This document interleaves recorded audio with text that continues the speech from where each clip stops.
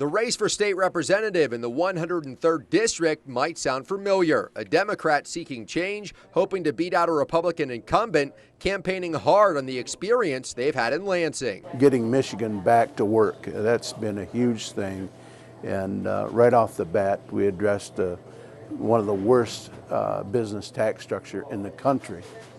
And by changing that corporate tax and allowing our small business, our family businesses, just to pay a tax 4.35%, just like the rest of the citizens.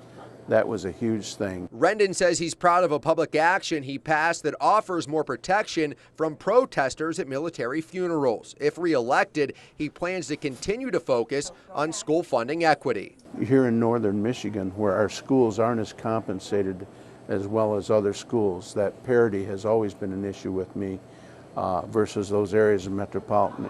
So many of us northern Michigan legislators got together last year and got an amendment in there where our rural schools could do 4 of 5 best practices and actually got another $101 back to the classroom, back to our children. Facing off with Rendon, political novice Lon Johnson. He hopes voters will choose his personal values over his opponent's experience. Work hard, play by the rules, and never give up. Those are the lessons and values I learned from a family with 5 generations of northern Michigan history. Those are the lessons and the values that I used for the last 20 years of helping to give people a voice. I was the first generation of my family to graduate from college. I was in Iraq in 2005 as a civilian, working to create a democracy there so our troops could come home.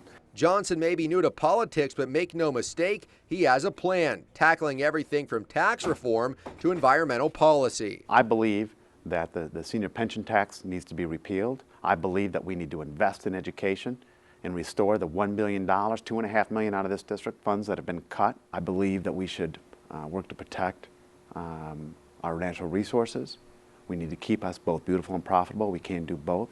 We need to create a northern Michigan where we can stay and succeed.